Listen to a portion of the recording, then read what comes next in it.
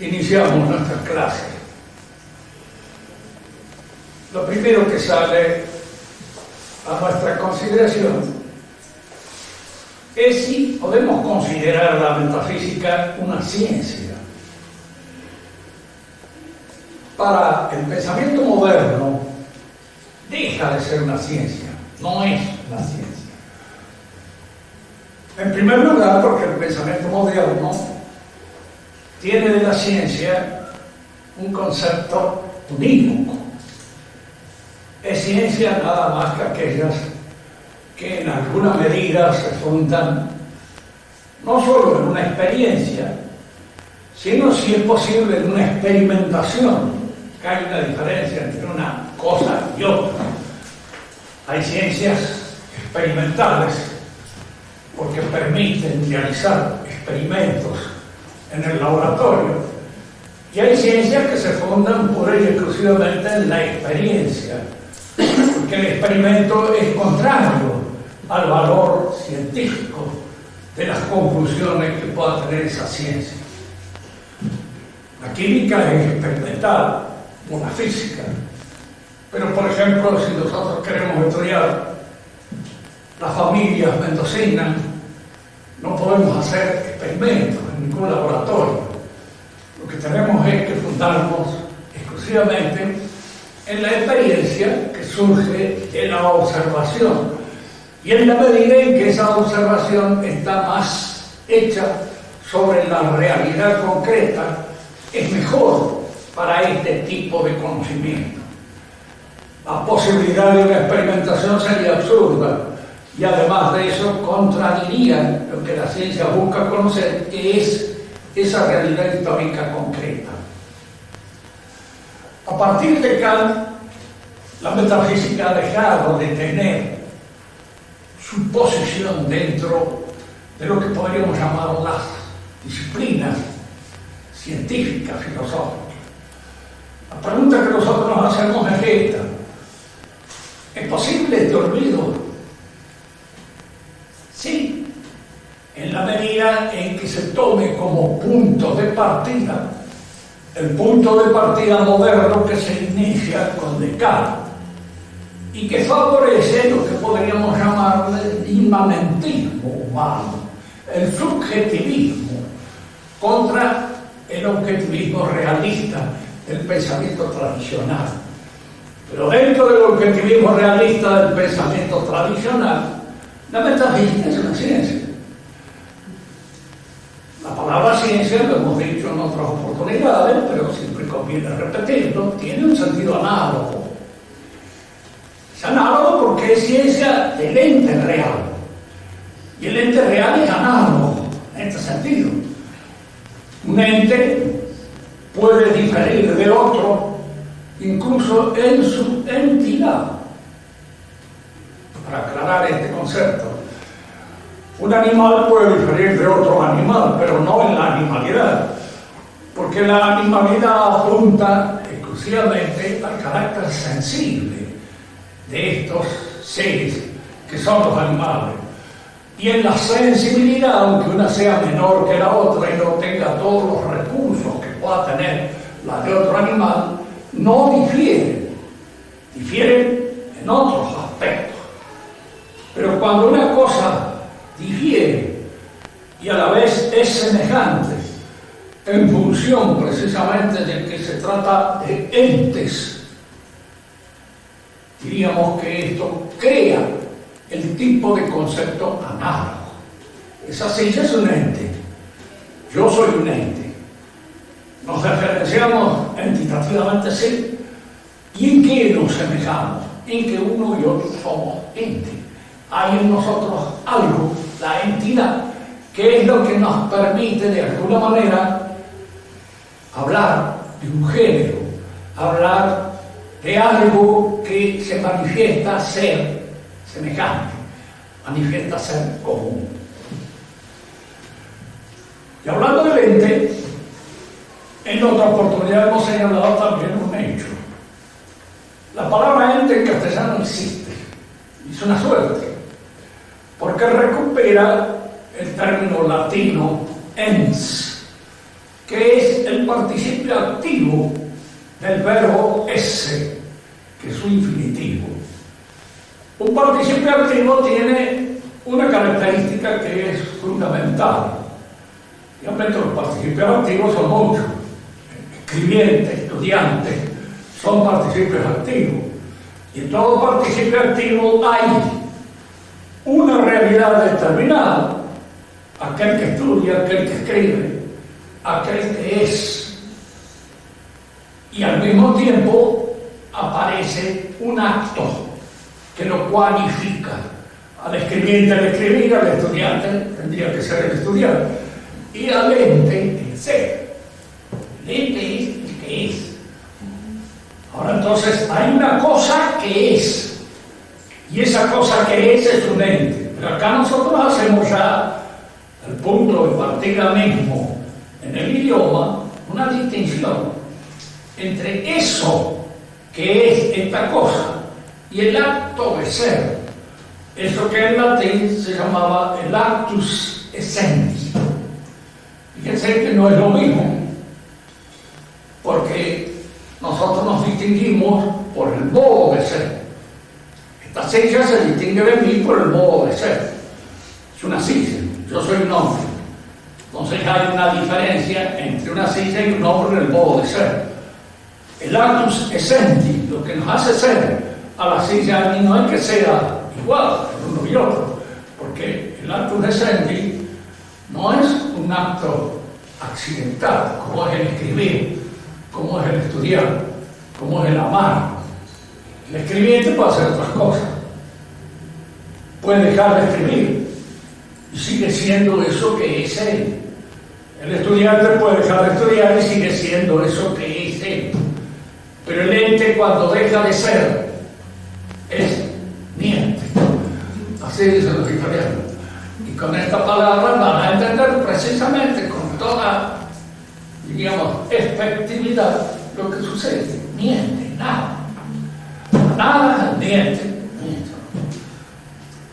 El ente entonces es el principio del cual parte nuestro conocimiento. El ente físico. Yo puedo poner en duda ese principio. Lo que Kant llama una duda metódica. Hagamos de cuenta de que todo lo que me rodea no existe. Para favorecer el punto de mira del que duda. Si dudo, soy, existo, puesto que estoy dudando, pero dudo de todo lo que me rodea.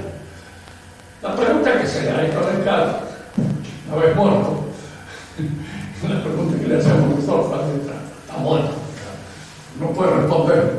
Pero de alguna manera es esta. ¿Dudaba de veras o dudaba jugando? Porque si dudaba de veras, hay que empezar a poner, diríamos, en serio, su situación mental. Porque dudar quiere decir no estar seguro. Si yo no estoy seguro de que ustedes están acá, frente a mí, sentados en esos sillones, pues indudablemente no ando muy bien en la cabeza. Y no puedo partir, diríamos así, de una situación anómala y convertirla en un punto de partida normal para la metafísica. Ese es el error cartesiano que él tomó de San Agustín, pero que San Agustín no sacó las conclusiones que sacó él. San Agustín lo usó nada más que en este sentido que llaman los escolásticos domine, en una situación determinada para solucionar un problema argumentativo que tuvo con alguien, pero de ahí no sacó todas las filosofías. El punto de partida normal del conocimiento es pues los entes físicos. Todo lo que es la realidad física es ente. Ahora, indudablemente que hay distintas clases de entes. Y estas distintas clases de entes, estas diferencias entitativas entre un ente y otro, es lo que da este carácter análogo a la noción de ente. Si ahora nosotros examinamos un poco esta noción de ente, encontraremos en ella tres géneros fundamentales que dan nacimiento a tres tipos de ciencia, a tres formas científicas de encarar el ente. En primer lugar, lo que nos llama la atención tal vez del ente físico, lo primero que llama la atención, es su movilidad, los cambios que lo afectan, las transformaciones que sufre, los distintos movimientos que lo afectan. Y esta movilidad del ente físico da nacimiento a todas las ciencias de la naturaleza que estudian los distintos aspectos de esta movilidad. Entendamos mejor esto mediante una aclaración. En este sentido, la movilidad puede ser puramente física, algo que cambia por acción del viento, por los movimientos terrestres, porque se lo empuja, porque recibe un empujón, una fuerza de juego, o algo que tiene en sí mismo un motor que les permite los diferentes cambios que lo afectan.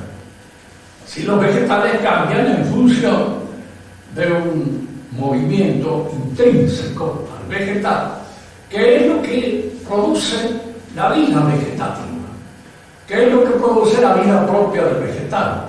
El animal tiene otro tipo de cambio, que es aquel que nosotros podemos estudiar en la zoología, como al vegetal en la botánica.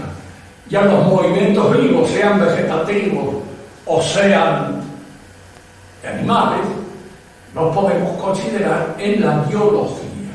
La biología estudia la movilidad viviente. Entonces hay un aspecto de la movilidad que es considerada por la biología, hay un aspecto de la movilidad que es considerada por la química, cuando se refiere pura y exclusivamente a los cambios que se producen en la constitución, diríamos así, elemental del ente, o física, que es la que examina los cambios que se producen y que pueden ser explicados físicamente.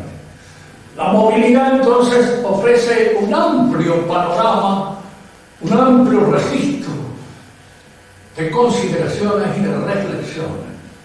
Lo fundamental en una ciencia es señalar primero aquella realidad física que la ciencia considera, que es lo que se llama, digamos así, el objeto material o sensible, la realidad física de la ciencia. El ente físico es el objeto material de la consideración propia de todas las ciencias de la naturaleza. Pero a la vez, este ente físico ofrece una particularidad especial que lo hace objeto de otra consideración reflexiva: la cantidad. El ente físico es un ente cuantitativo, mensurable, tiene peso, tiene espesor, tiene altura, cambia en el espacio, etc. Todos esos suponen una consideración pura y exclusivamente cuantitativa que da nacimiento, diríamos así, a la matemática. Fíjense que la matemática, en un comienzo, nace de la consideración de los entes físicos. Es en los entes físicos donde la matemática aprende. Posteriormente puede independizarse del ente físico por el tipo de abstracción que ella efectúa. Y aquí es donde vamos a hacer una pequeña consideración.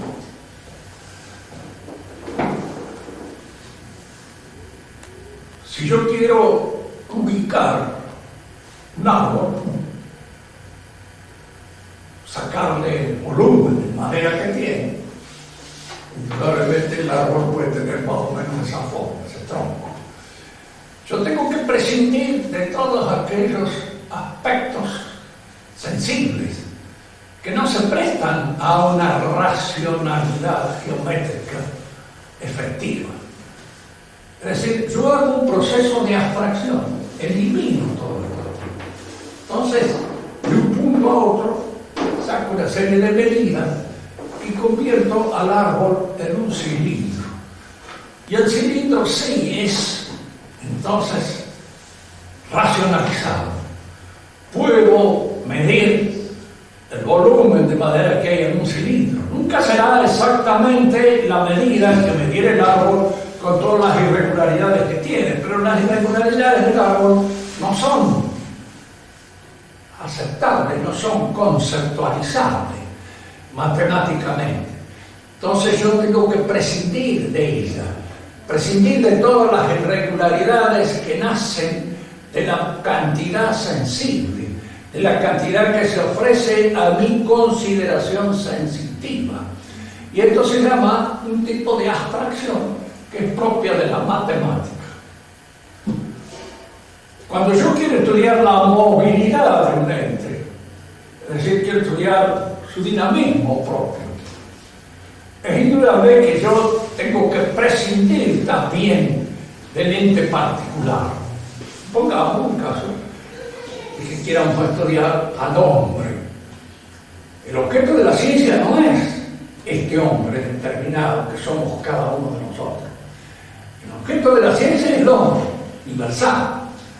Pero para obtener esta noción universal del hombre, yo debo prescindir de todos los hombres particulares en un movimiento que diríamos así va de lo individual a lo general. Tomemos aquí una hipótesis. Supongamos que esto sea el plano de la sensibilidad y esto el plano de la inteligibilidad. Yo observo al hombre acá, en la realidad sensible. Es Juan, es Diego, es Pedro, cualquiera. Pero el hombre que yo estudio en la ciencia, que es la antropología, no es ninguno de estos. Es un hombre universal. Es un hombre que no es ninguno de estos hombres. Es un hombre con el cual ninguna de las chicas se puede casar. Porque no existe nada más que en la mente con su universalidad. Pero si yo quiero estudiar a este hombre, y para poder completar mis consideraciones en torno a él, yo tengo que volver siempre sobre la realidad. Es decir, tengo que observar en la realidad sus comportamientos, sus conductas, los distintos aspectos que lo constituyen. Es decir, yo no puedo prescindir en ningún momento en esta consideración de los hombres reales y concretos, porque es allí, en el conocimiento de los hombres reales y concretos, donde yo verifico mis nociones. Todo hombre es mortal, pero indudablemente esto se funda también en una observación de los hombres. Todo hombre es racional. Esto se funda en una observación de los hombres que me permitirá observar que la racionalidad no se da de una manera muy común ni con un sentido muy igual. Se da bastante desigualmente. Pero esto yo lo observo en mi consideración de la realidad. Y lo mismo puedo decir de todas las demás cosas que van surgiendo en la medida en que mi análisis del hombre se completa.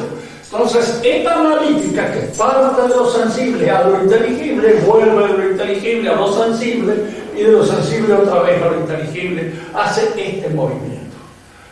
Esto es lo que se llama el primer grado de abstracción, o sea, la abstracción propia de las ciencias de la naturaleza. En la ciencia matemática se opera de otra manera, porque si la matemática bien se funda en la observación del ente real, una vez obtenido el ente matemático, triángulo, el cilindro, o lo que fuere, yo ya no retrocedo más. Porque no son los triángulos de madera, los triángulos de hierro, los triángulos de cualquier otra cosa, o los triángulos de tierra, lo que me van a permitir a mí enriquecer mi noción del triángulo. Yo me detengo muy exclusivamente en la noción del triángulo, en su definición. Y todo el proceso entonces de la matemática es un proceso que se dirime exclusivamente en el orden inteligible. En ese orden, diríamos así, que yo percibo mediante la abstracción de la materia individual y sensible. Pero la matemática, todos estos entes que de alguna manera surgen en mi consideración de la realidad y que constituyen los entes matemáticos, son entes de razón. Existen exclusivamente en nuestra mente. No tienen existencia independientemente de nuestra mente. El triángulo no es ninguna realidad, es una definición que yo doy del triángulo. Y en esa definición está precisamente todo el contenido del triángulo. Fíjense, esto me lleva a una primera consideración. La matemática no necesita retornar sobre el ente físico, no necesita volver a la experiencia sensible. Tiene su campo independiente de la experiencia sensible en el orden pura y exclusivamente racional que descubre. En cambio, todas las ciencias de la naturaleza sí tienen su verificación en el orden sensible. Por eso, todo hombre que en alguna medida ha sido formado en las matemáticas, a veces, cuando incurre en otro tipo de ciencia, suele tener una tendencia irrefrenable a matematizar las cosas. Y esta tendencia irrefrenable a matematizar las cosas hace que las cosas sufran de alguna manera una amputación fundamental en su realidad. Matemática es buena en matemática. Cuando Augusto Comte lamentaba que las otras ciencias no pudieran tener la exactitud de la matemática, demostraba que no había hecho una consideración epistemológica clara, bien hecha. Porque se hubiera dado cuenta de que incluso el conocimiento de una pulga es un conocimiento que exige la observación del comportamiento, de las maneras de actuar, de obrar de la pulga, porque es un ser sensible que se encuentra aquí, en este mundo, y no es un ente pura y exclusivamente inteligible como es el ente matemático. El ente entonces ofrece a la consideración su movilidad y su cantidad, pero ofrece otra consideración, su entidad. Fíjense que acá es donde siempre encuentran dificultad en que comienza el estudio de la metafísica.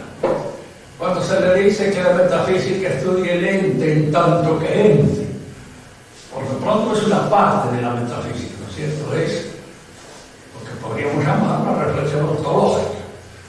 La primera reflexión que se hace sobre el ente, el descubrimiento de su entidad y de que esta entidad es, en alguna manera, afecta a todos ellos.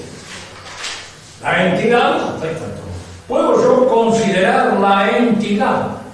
¿Y cómo la considero? Porque es indudable que aquí me encuentro con la realidad. En esta realidad está el ente físico.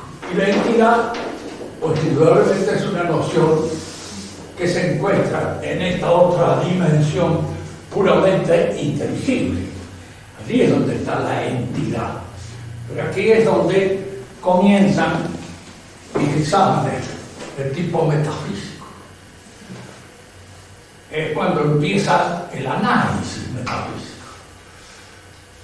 Yo una realidad, un ente, puedo considerarlo químicamente, hacer un análisis químico. ¿Qué elementos fundamentales lo constituyen? Está compuesto por agua, por esto, lo otro. Todo eso se me presenta en el análisis químico. Puedo hacer un análisis físico, medirlo, suputar su peso, su perímetro, su volumen, su peso, la velocidad que puede tener, todas esas cosas que pertenecen al campo o al orden de la metafísica. Pero ahora yo, al orden de la física. Ahora yo en metafísica me pregunto, ¿qué es lo que realmente es en el ente? Tomemos un ejemplo. ¿Qué es lo que hace que este caballo sea un caballo? Y esto que está aquí sea un hombre.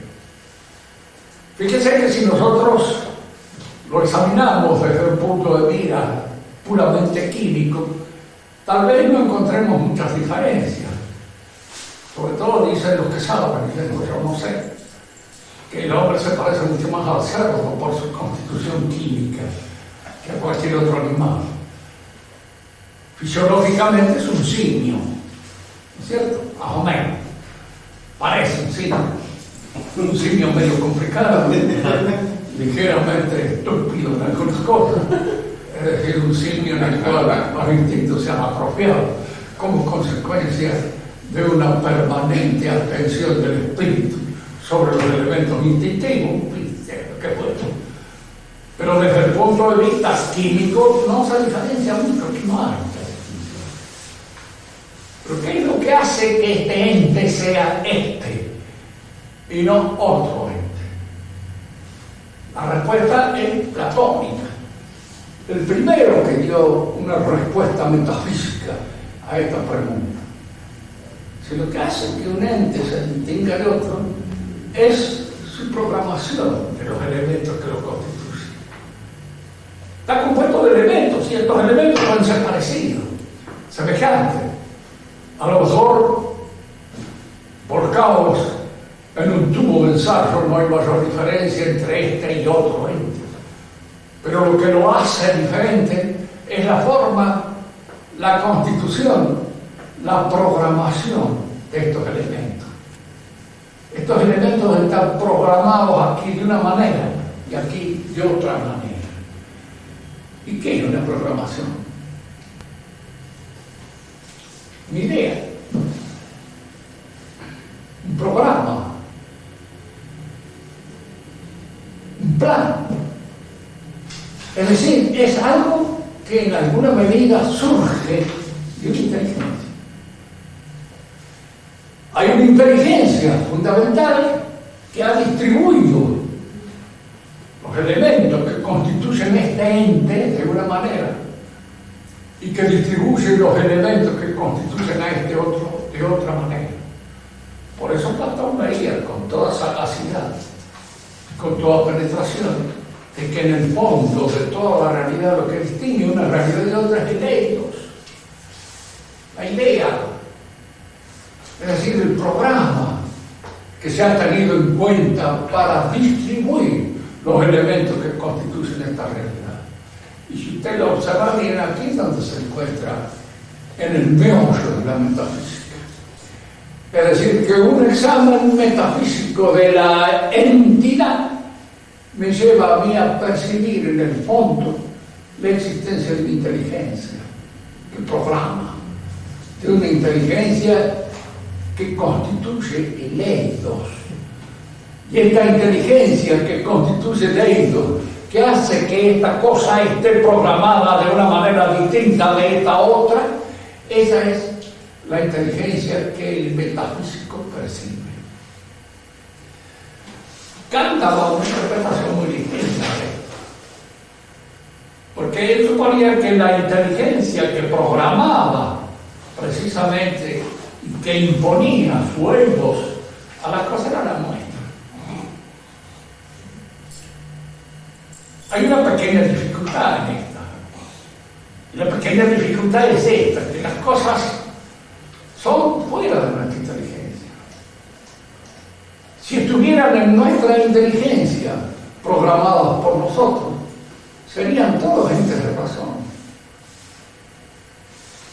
Si Dios existe, para Dios somos todos entes de razón, porque de alguna manera existimos en el pensamiento de Dios. Es en el pensamiento de Dios donde nos realizamos, somos, porque estamos sostenidos por ese pensamiento que nos hace ser eso que somos, y estamos sostenidos por esa voluntad que desea que nos mantengamos en esa realidad que nos ha constituido. Kant no tenía en cuenta este hecho, que si yo en realidad fuera el creador de esa modalidad que constituye toda la realidad se realizaría en mi mente. No habría posibilidad nunca en mi conocimiento de cometer errores. ¿Por qué? Porque la realidad tal como mi mente la configura, como mi mente la hace, como mi mente la constituye. Si es así, la imposibilidad de cometer errores. Estas fueron cosas, ¿no?, que descubramos los tomistas con respecto a Kant, y lo que han descubierto los sucesores de Kant. Ellos mismos se han dado cuenta de que esta teoría no está resuelta en Kant, y de ninguna manera está resuelta. Es decir, los entes tienen algo que está y que son independientes de nuestra mente. Tanto que el padre Marechal, que era el que principalmente trató de encontrar o de descubrir en el inmanentismo de Kant una puerta de salida que le permitiera, diríamos así, introducirlo a Kant dentro del realismo, decía esto: efectivamente, si las cosas se resuelven todas en la inmanencia, pero hay algo fuera de la inmanencia, es la realidad concreta, existencial del ente, que está allá fuera de la inmanencia. ¿Y qué es lo que diría Kant en este caso? Así es. Diría, sí, estoy de acuerdo. Así lo dice mi inmanencia. Es decir, yo lo digo desde adentro de mí mismo, que hay algo fuera de mí mismo que mide mi acto de conocimiento. Entonces, la posibilidad de poder perforar la inmanencia por el reconocimiento de que hay algo fuera de la inmanencia no se da, porque el que está en la inmanencia dice: sí, así es, efectivamente hay algo fuera de mí.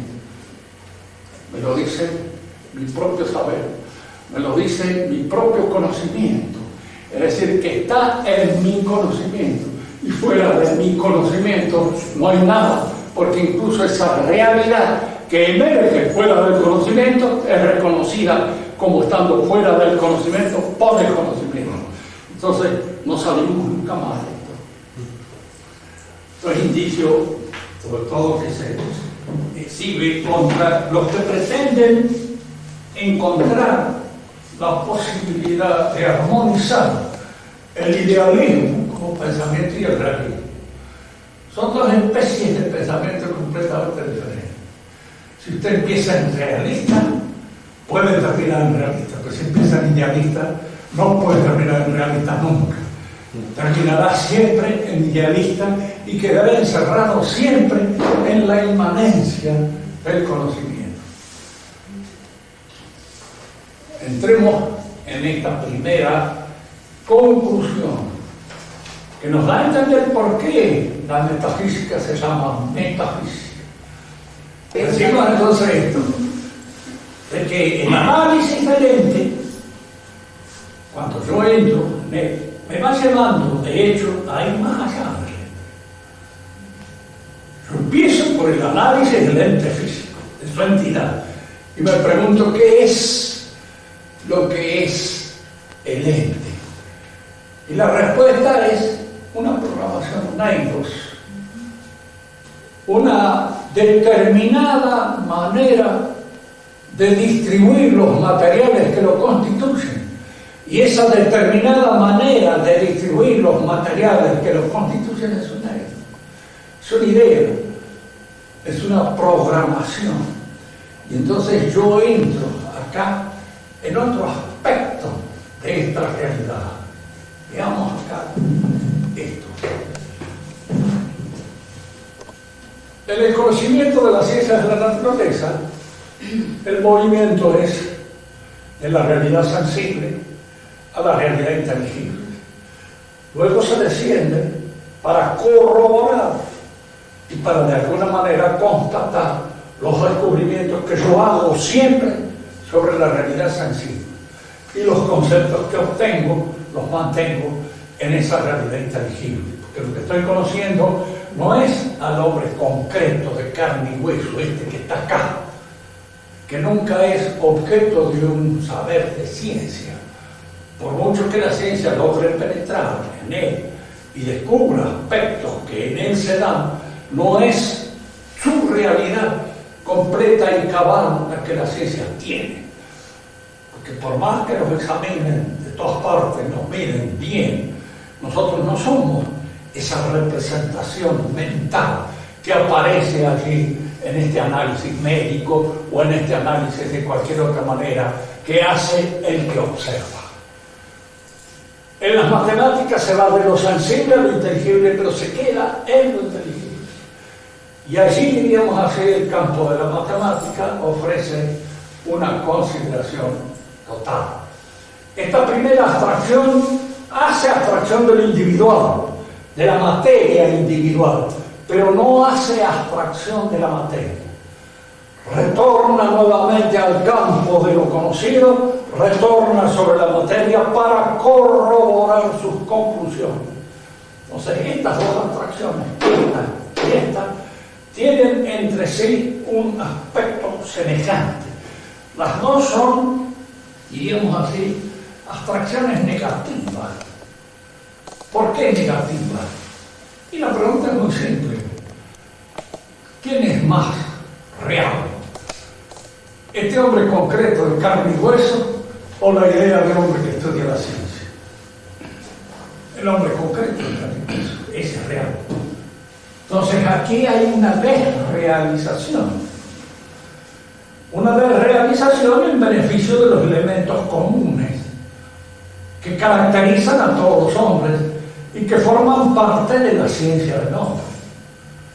Aquí hay una desmaterialización más completa, porque aquí se prescinde totalmente de la materia sensible y no se tiene en cuenta nada más que los aspectos racionalizables, conceptualizables de la materia, y constituyen un mundo separado de la realidad. Aquí la separación del mundo no es completa, no es total, porque siempre queda la posibilidad de un retorno de verificación hacia lo concreto, hacia lo sensible. Aquí la separación es completa, total, porque el mundo de las matemáticas no tiene nada que ver con la realidad sensible en la cual nosotros nos movemos. El matemático generalmente, sobre todo cuando no es un gran matemático, sino medio sancochado, suele decir pero nosotros podemos con la matemática medir todo esto, sí, por eso se puede hacer. Incluso en ciencia existen una serie de lo que se llaman definiciones operativas que tratan de dar medidas en torno a las cosas que pueden ser mesuradas, sea a ojo de buen cubero o sea a través de aparatos especiales que pueden medir una realidad. Pero el hecho de que puedan medir la realidad no significa que esta ciencia, la matemática pura, que es en cierto modo una ciencia puramente inteligible, sin retorno a lo real, no es una ciencia que se funda en la experiencia. Es una ciencia que se funda pura y exclusivamente en la razón. Recuerden ustedes que Platón aconsejaba el estudio de la ciencia para la comprensión de su filosofía. Ya vamos a ver en otra oportunidad por qué. ¿Qué semejanza había entre la ciencia y la filosofía de Platón? Generalmente los filósofos tienen una ciencia rectrix que les sirve de modelo, que les sirve de alguna manera para poder enfrentar las observaciones que nacen de la filosofía. Y estas ciencias modelos suelen a veces cometer desviaciones, producir deformaciones y producir de alguna manera perversiones en la observación de los hechos que hace la filosofía. Hay dos formas de abstracción negativa: las propias de las ciencias de la naturaleza y las propias de las matemáticas. ¿Por qué negativa? Porque este ente del cual parten estos conocimientos es más, tiene más realidad, más existencia que estas otras nociones que nacen de la observación de esos entes, tanto en matemáticas como en las ciencias naturales. Hay algunos escolásticos que hablan de un tercer grado de abstracción, que es el propio de la abstracción metafísica. Esta noción es falsa. ¿Por qué es falsa? Porque cuando se habla de grados, se habla de grados dentro de una misma escala. Si no, no se puede hablar de grados. Hay grados de calor, está bien, pero no podemos hablar de grados de calor y al mismo tiempo hablar de grados de otras cosas que no tienen nada que ver con el calor y medir la otra cosa por los grados de calor que existen.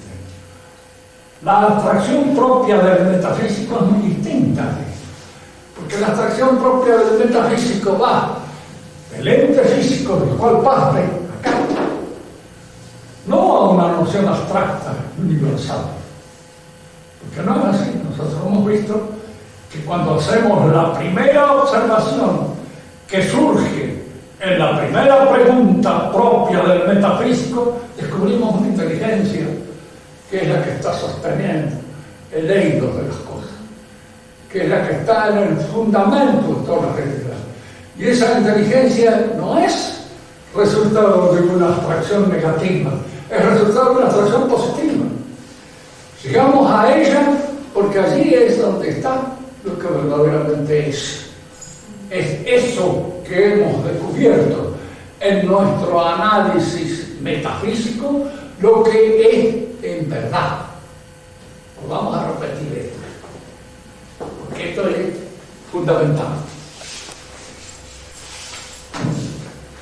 Del ente real al ente que estudia la ciencia, la naturaleza, hay indudablemente una pérdida de entidad existencial. Cada uno de nosotros es más existente que el hombre que estudia la antropología. La antropología estudia un hombre universal, que no es ni gordo, ni flaco, ni alto, ni bajo, ni nada, no existe. No existe nada más que en la mente del antropólogo. Tiene que volver otra vez a reconquistar los conocimientos de que la realidad lo provee. En la matemática, esta abstracción es más completa, porque acá no solamente se pierde de vista la realidad sensible, sino que no se la tiene en cuenta para nada y no se retorna a ella nunca más. Son dos abstracciones que dejan realidad para favorecer una noción abstracta, para favorecer un conocimiento abstracto. Digo esto porque si esto lo aplica a los derechos del hombre. ¿De qué hombre me habla? El hombre universal abstracto, ¿de este? Bueno, en general este no tiene ningún derecho. ¿Por qué? Porque no existe. No se da. Existe. ¿Qué derechos tiene? Los derechos que le da la COVID. De alguna manera, que los derechos que están ubicados en el derecho positivo. Si alguien me dice, pero entonces usted niega la naturaleza. No, es que el derecho positivo tiene que atender los reclamos de la naturaleza. Pero en cada caso, esos reclamos son personales, son individuales, son los mismos, los de este, los del otro, los del más allá, no de los del hombre en abstracto, los del hombre en general. Les digo esto para que ustedes se acostumbren a hacer estas distinciones y a manejar estas diferencias. La Declaración de los Derechos del Hombre es un disparate. Es un disparate que tiene ahora el consenso del Papa, porque el Papa está en otra función. Está, podríamos llamar, en una función más publicitaria que puramente magisterial. Se ha olvidado del magisterio de la Iglesia y está haciendo publicidad, entonces tiene que estar de acuerdo con todos los senadores que piensan en todo. No porque él lo piense así, sino porque eso es lo que le da votos y lo que le da de alguna manera una representación universal en la masa. Sí, los derechos del hombre no existen. Jurídicamente es un disparate. Lo decía el mismo Mirabeau cuando la Revolución Francesa, porque claro, los derechos del hombre, cuando se codifica, todo esto no queda nada. ¿Por qué? Porque entonces, este tiene este derecho, este derecho. Todo hombre tiene derecho a una casa bonita. Resulta que este no la tiene. Y a lo mejor es incapaz de llegar a tenerla nunca jamás en su vida. Entonces va a creer que se la han robado los otros que la tienen. Todo hombre tiene derecho a tener una mujer. ¿Y qué mujer le vamos a ver? Ese es el problema que hay. Cuestión, la mujer se obtiene a través de conquista, a través del amor, de la relación, cosas. Son una serie de elementos concretos que entran en las posibilidades de esa conquista, de esa unión. Pero no porque le toque que el hombre le toque a una mujer. Fíjese que por ahí estas cosas, estos disparates así que se dan en el terreno de lo puramente abstracto, pasan a lo real y a la práctica. Cuando se habla de igualdad de los hombres, un hombre y la mujer son iguales. Sí, gracias a Dios. No, había más cosas más horribles que encontrarse en la cama con los hombres. Sería algo espantoso, sería algo alarido.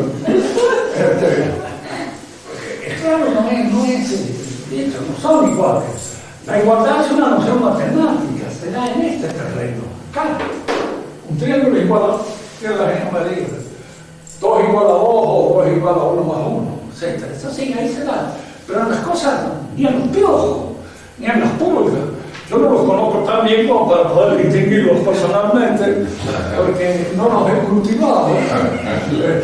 Pero es la tocado tener, han sido hospedajes puramente aleatorios. No los he estudiado, no los he considerado. Pero supongo que debe haber entre ellos diferencias. Nosotros los perros, nosotros los caballos, nosotros los animales. No hay un animal igual que otro. Aquel que cree que todos los caballos son iguales está bien frito. Se podría dedicar a montar palos de escoba. En ese momento no va a tener nunca jamás la idea de lo que es un caballo. La igualdad es una noción matemática. Pasa al terreno de las cosas por esas virtudes de la publicidad que tenemos ahora, por el objeto de engañar al mensaje, o como diría Marabón, al giraje, a la girada. Entonces, el objeto de engañar a la girada se le cree una cosa que en realidad no existe o no es. Cuando nosotros entramos en el terreno de la metafísica, entonces el movimiento no es negativo, no es ir de lo que existe a lo que no existe, es ir de lo que existe a lo que existe más. Es en cierto modo todo lo contrario de las otras abstracciones. Por eso no se puede hablar de un tercer grado de abstracción, sino que se habla, de hecho, entre los buenos tomistas, de una abstracción positiva o de una abstracción, diríamos así, real. Porque acá lo que se descubre es algo que indudablemente es inmaterial, pero lo es positivamente inmaterial. Y aquí es donde vamos a dejar la conversación de hoy, en este terreno. Fíjense una cosa. En metafísica, lo fundamental es mantener siempre la atención sobre este hecho, sobre el ente. ¿Qué es el ente físico? La pregunta sobre lo que es el ente nos lleva a descubrir su programación. Y esta programación depende de una inteligencia que no es la nuestra. Y aquí la pregunta es: ¿por qué no es la nuestra? Porque si fuera la nuestra, nosotros tendríamos un conocimiento sin error. Es decir, que las cosas serían en nuestra mente, como son en la mente de Dios. Pero no es así. Erramos, nos equivocamos a cada rato, a cada momento. No nos conocemos bien ni a nosotros mismos.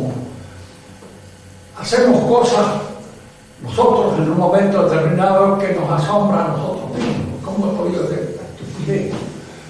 ¿Cómo he sido capaz de hacer esta imbecilidad? ¿Cuántas veces lo decimos? ¿Por qué? Porque no lo conocemos bien. No somos dueños de nuestra propia realidad en el sentido completo y cabal del término, menos de la realidad ajena. En el orden de la metafísica se va entonces de lo que es real, concreto, individual, físico, a descubrir una realidad espiritual. Y aquí es donde tenemos que llamar a la reflexión, a toda nuestra mente, para poder entrar en esta posibilidad de descubrir la realidad. Dice que a San Agustín le costó muchísimo. No podía imaginarse que Dios pudiera ser un espíritu. ¿Por qué? Porque es indudable que así, de entrada, lo que para nosotros es lo que tiene peso, consistencia, lo que tiene volumen, lo que pesa y posa en el poder, porque no tiene consistencia. Y resulta que cuando entramos en la metafísica nos damos cuenta que lo que verdaderamente es no pesa, ni posa, ni tiene una realidad a la que podríamos llamar material, contundente, con peso y cantidad. Es espiritual. Entramos en el terreno del espíritu. Y ese entrar en el terreno del espíritu es un entrar auténtico, cabal, real. Efectivamente, estamos siguiendo un análisis cabal de la realidad que nos permita llegar a este fondo metafísico que la constituye.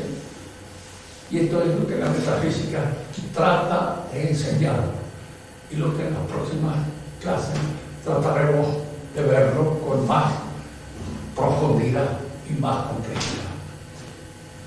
¿Alguna pregunta? Que haya quedado algo poco entendido. Yo te voy a hacer una pregunta. ¿Por qué se dice abstraer? Si abstraer se supone que vas a sacar la idea, vas a hacer una idea de algo que es material para poder llevarlo al conocimiento. Pero en la cuestión metafísica, el ente metafísico, el objeto de la metafísica, no necesitas desmaterializarla. Entonces, ¿qué abstracción se realiza? Positiva, porque vas de lo concreto a lo espiritual, pero al ir de lo concreto, existente, material, a lo espiritual, es un paso que haces, diríamos, hace de lo que pesa y posa a lo que no. No, eso lo entiendo. Lo que no entiendo es por qué utilizo la misma palabra abstraer. La palabra abstracto probablemente se preste a equivoco. Esa es la En este sentido, ¿qué es abstracto? Lo que está separado. Cabe separar de la materia. Entonces, Dios es abstracto, claro, porque está separado de toda materialidad. En ese sentido es abstracto. No es abstracto porque lo hayamos abstraído de algo que era, sino que es abstracto porque está constitutivamente separado de lo material. Diríamos, el verdadero sentido de abstracto es claro, yo creí que abstraer era separado. Sí, porque a veces ella entonces lo que había entendido es simplemente que abstracto es lo que se obtiene de un proceso puramente negativo, como sucede en la ciencia de la naturaleza. Ahí sí, pero en el caso de la abstracción positiva se llega efectivamente a la posibilidad de descubrir un abstracto real, efectivo, positivo, concreto.